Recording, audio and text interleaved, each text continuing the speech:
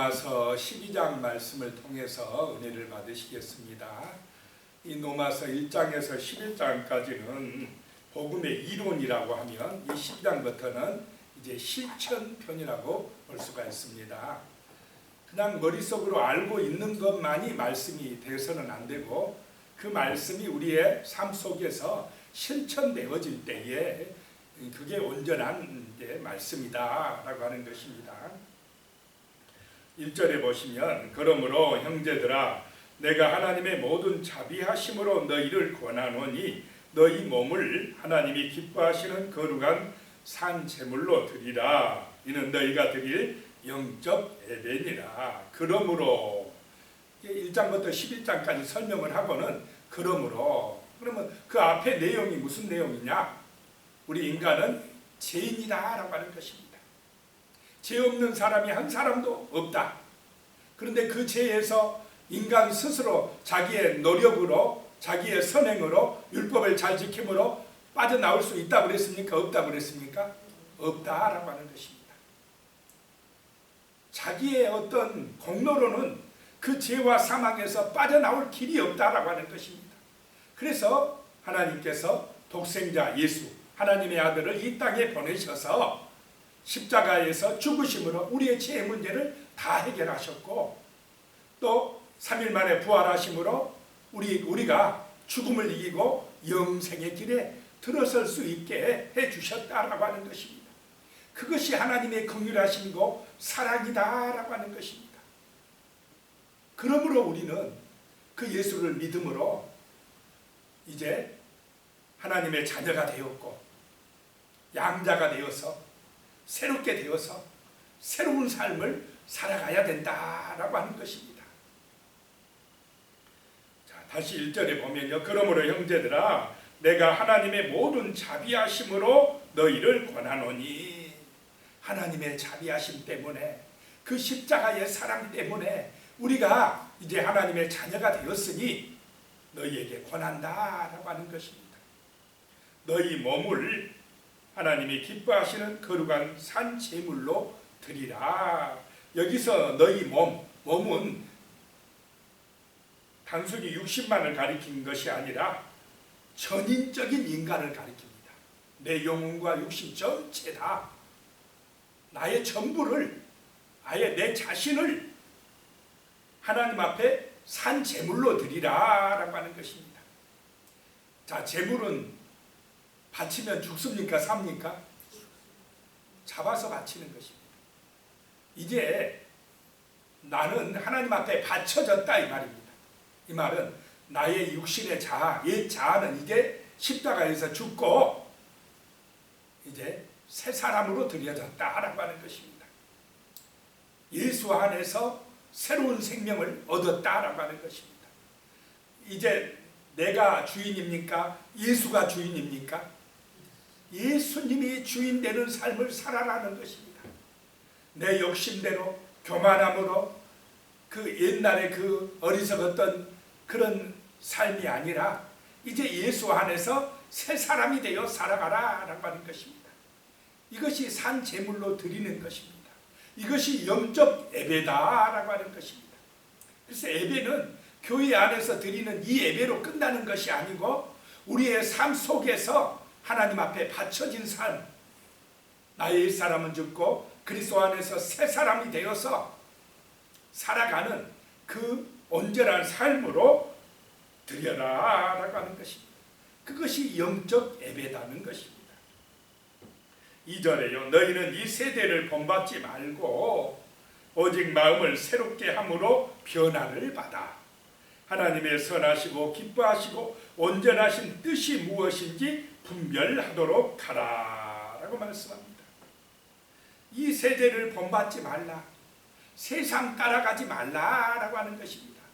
그래서 그리스도 안에서 우리가 하나님 앞에 산 제물로 바쳐졌으면 세상 사람하고 성도하고 삶의 모습이 같아야 됩니까? 달라야 됩니까? 달라야 된다. 구별되어야 한다 라고 하는 것입니다. 그래야 세상의 빛을 발하고 세상에서 소금이 될 수가 있다는 것입니다. 교회 다닌 사람이나 안 다닌 사람이나 세상 사람이 볼 때 뭐 다 똑같다. 뭐 별 차이 나는 게 없어요. 그러면은 세상 사람이 오히려 우리를 비난하고 욕한다는 것입니다. 뭐 교회 다닌 사람은 다를 줄 알았는데, 거룩할 줄 알았는데 더 욕심이 많고 더 이기적이고 자기밖에 모르고 교만하면 전도가 되겠습니까? 세상 따라가면 안 된다는 것입니다. 세상을 본받지 말라라고 하는 것입니다. 누구를 본받아 살아가야 되겠습니까? 예수님을 본받으라는 것입니다. 그것이 영적인 예배라는 것입니다. 오직 마음을 새롭게 해서 이 마음이 옥토가 되어서 이 마음에 성령을 모셔서 하나님의 말씀이 내 마음에 뿌려져서 열매 맺게 하라는 것입니다. 변화를 받아서 하나님의 선하시고 기뻐하시고 온전하신 뜻이 무엇인지 분별하도록 하라. 하나님의 뜻을 따라 순종하며 살아가라 라고 하는 것입니다. 그래서 참된 예배는 이렇게 삶으로까지 순종하여 이어져야 될 줄로 믿으시기 바랍니다. 삶으로, 우리의 입술로, 우리의 행실로 나타나는 예배가 되어야 한다라고 하는 것입니다. 3절에요. 내게 주신 은혜로 말미암아 너희 각 사람에게 말하노니 마땅히 생각할 그 이상의 생각을 품지 말고 오직 하나님께서 각 사람에게 나누어 주신 믿음의 분량대로 지혜롭게 생각하라. 하나님이 각 사람에게 나누어 주신 은사가 있다는 것입니다. 믿음의 분량이 있다라고 하는 것입니다. 어떤 사람은 큰 그릇으로 쓰고 어떤 사람은 질그릇으로 쓰고 어떤 사람은 그릇이 크게 쓰고 어떤 사람은 작게 쓰고 전부 다 그건 누구의 뜻에 따라 이루어집니까? 하나님의 주권이다. 하나님의 뜻이다 라고 하는 것입니다. 하나님이 주신 대로 하나님이 있으라 한 곳에서 주신 분량에 따라 감사하며 충성하라라고 하는 것입니다.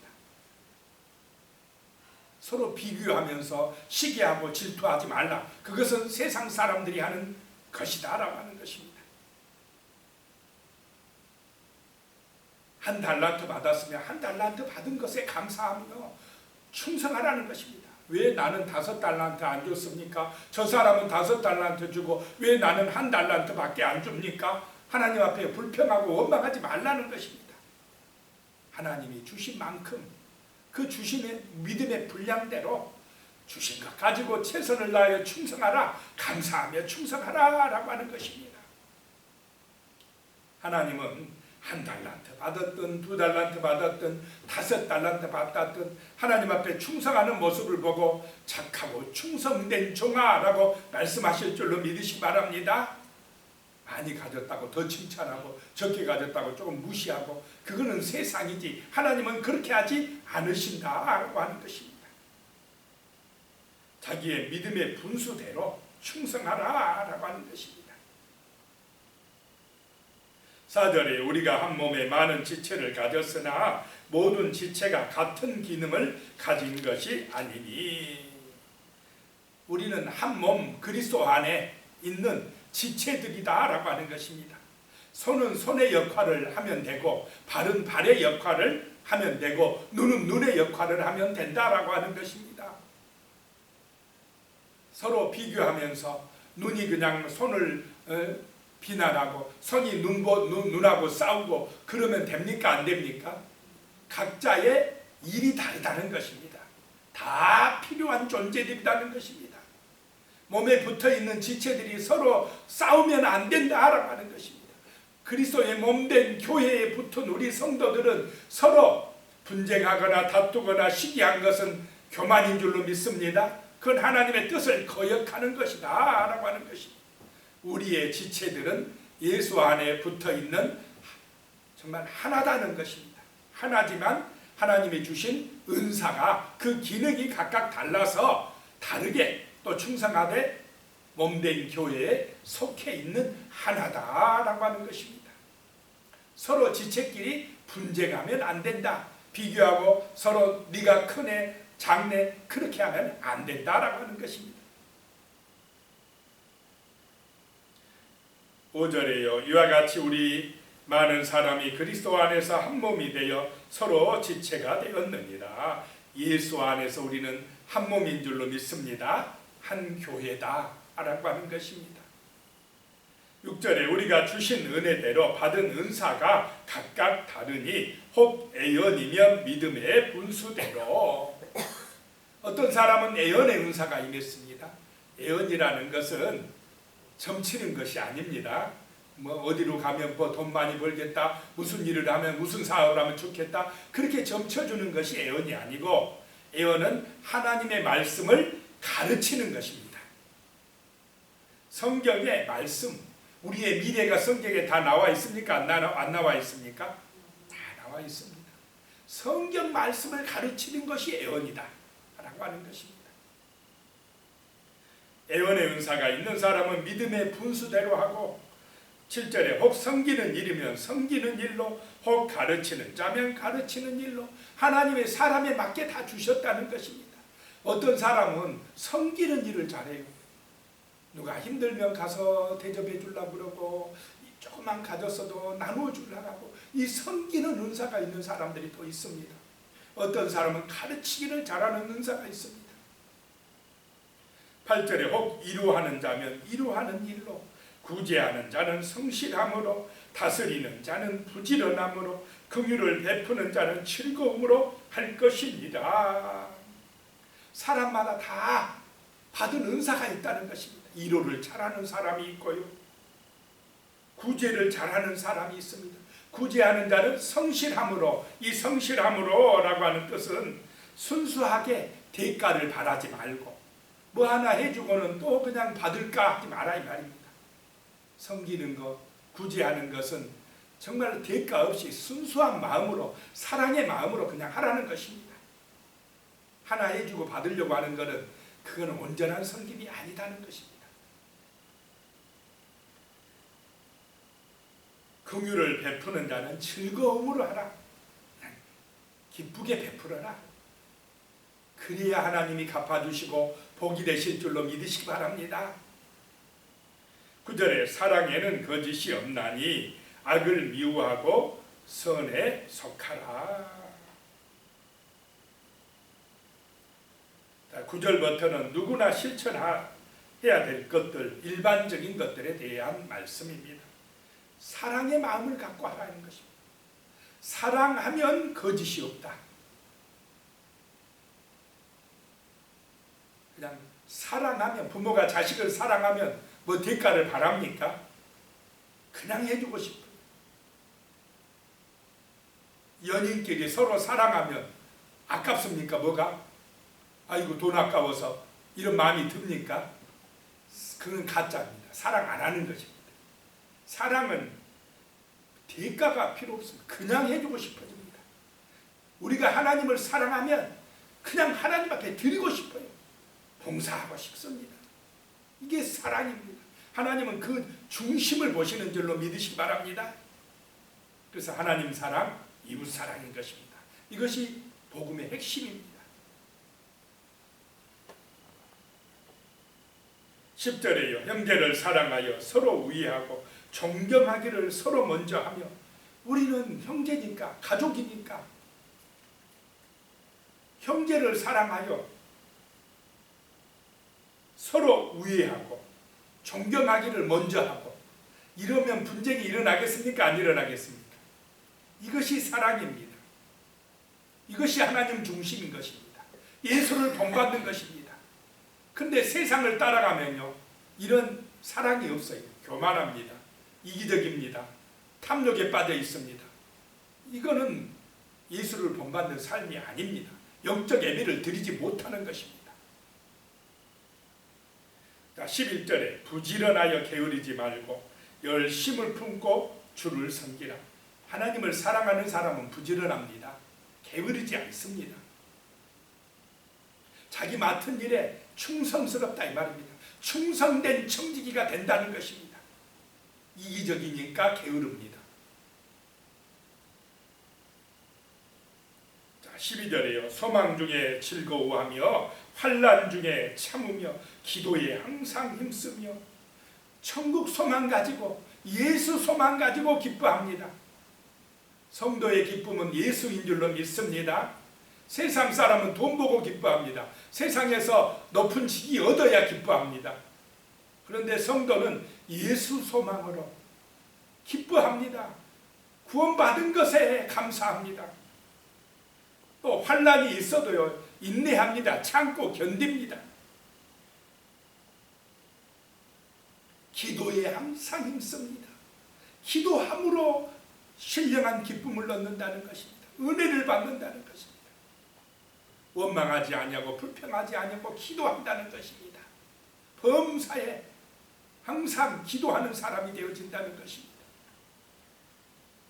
13절에요. 성도들의 쓸 것을 공급하며 손님 대접하기를 힘쓰라. 이렇게 사는 것이 은혜다는 것입니다.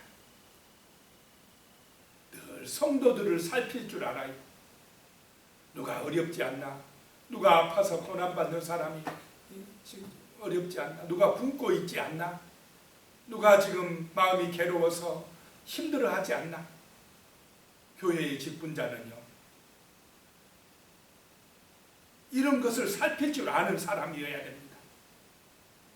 그리고 진심으로 사랑하고 섬겨줄 줄 아는 사람, 바로 예수를 닮은 사람입니다. 참된 성도들인 것입니다. 그래야 교회, 하나님의 몸된 교회가 은혜 가운데 든든하게 세워져 가는 것이고 많은 생명을 구원하는 그런 생명의 방주가 되는 것입니다. 자, 그 다음에 이제 14절부터 그리스도의 생활인데, 이웃과 그리스도인의 생활인데 이웃과의 관계는 이렇게 하라고 하는 말씀이 나오고 있습니다. 자, 14절에 너희를 박해하는 자를 축복하라. 축복하고 저주하지 말라. 자, 나를 박해하는 사람을 축복할 수 있습니까? 축복하고 저주하지 말라. 저주하는 것은 누구의 몫입니까? 하나님의 몫. 그건 하나님한테 맡겨야 돼. 나를 욕하고 비난하는 사람, 힘들게 하는 사람을 축복하는 것이 우리의 몫이라는 것입니다. 15절에 즐거워하는 자들과 함께 즐거워하고 우는 자들과 함께 울라. 공감의 능력이 있어요. 저 사람이 마음이 아파서 괴로운데 거기 가서 웃고 있으면 되겠습니까? 우는 자 옆에 가면 함께 울어줄 줄 알고, 또 일이 잘 돼서 뭐 그냥 번성하고 있으면 시기해야 됩니까? 축하해 줘야 됩니까? 축하해 주고 같이 기뻐해 주고, 이런 공감의 능력이 있어야 된다라고 하는 것입니다. 16절에 서로 마음을 같이 하며 높은 데 마음을 두지 말고 도리어 낮은 데 처하며 스스로의 지혜 있는 채 하지 말라. 세상은요, 자꾸 자기만 높아지려고 해요. 저 사람은 그냥 무너지든 말든 나만 높아지려고 하는 이런 교만함이 있습니다. 그러나 성도의 길은 그러지 말라는 말입니다. 내가 설령 높은 지위가 있어도 겸손하라는 것입니다. 설령 하나님의 은혜의 축복을 받아서 내가 부유해도 겸손하라는 것입니다. 섬기는 자세로 살아가라는 것입니다. 그것이 그리스도인의 삶입니다. 예수의 길이라는 것입니다. 하늘의 상급이 넘치는, 상급을 받는 길이라는 것입니다. 17절에요. 아무에게도 악을 악으로 갚지 말고 모든 사람 앞에서 선한 일을 도모하라. 저 사람이 악하게 나온다고 내가 악으로 갚지 말고 악을 선으로 갚으라는 것입니다. 그것이 이기는 길이라는 것입니다. 18절에 할 수 있거든 너희로서는 모든 사람과 더불어 화목하라. 모든 사람하고 더불어 화목하려면 기도해야 되고요, 내가 참아줘야 되고, 정말 하나님의 은혜를 받아야 가능합니다. 예수의 능력으로 가능하다는 것입니다. 19절에요. 내 사랑하는 자들아, 너희가 친히 원수를 갚지 말고 하나님의 진노하심에 맡기라. 기록되었을 때 원수 갚는 것이 내게 있으니 내가 갚으리라. 주께서 말씀하시니라. 원수 갚는 것은 하나님께 맡기고 기도하라는 것입니다. 20절에 내 원수가 줄이거든 먹이고 목마르거든 마시게 하라. 그리함으로 내가 숯불을 그 머리에 쌓아 놓으리라. 이게 쉽겠습니까? 원수가 나를 미워하고 망한 사람이 지금 줄이거든 먹여줘라. 목마르거든 마시게 하라. 이게 성령의 은혜에 받아야 가능할 줄로 믿습니다. 그래서 기도하라는 것입니다. 그렇게 하는 것이 이기는 길이라는 것입니다. 21절에 악에게 지지 말고 선으로 악을 이기라. 그래서 우리의 삶이 이렇게 예수를 본받는 삶이 되어질 때에 그것이 하나님 앞에 드리는 영적 예배다라고 하는 것입니다. 내 몸을 드리는 산제사다라고 하는 것입니다. 참으로 우리의 삶이 이런 아름다운 삶으로 영적 예배로 연결되는 은혜가 임하시기를 축복합니다. 기도하시겠습니다. 하나님 아버지, 참으로 우리가 하나님 앞에서 온전한 예배를 드리는 영적 예배를 드리는 그런 삶이 되게 하여 주시옵소서.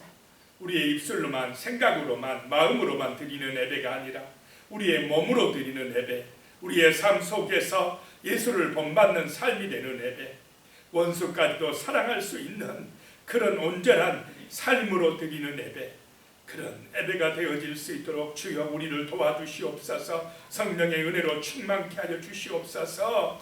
예수님의 이름으로 기도드리오며 이제는 우리 주 예수 그리스도의 은혜와 하나님 아버지의 무한하신 사랑과 성령님의 교통하시고 함께하시고 도우시는 은혜가 영원히 함께하시기를 축원하옵나이다.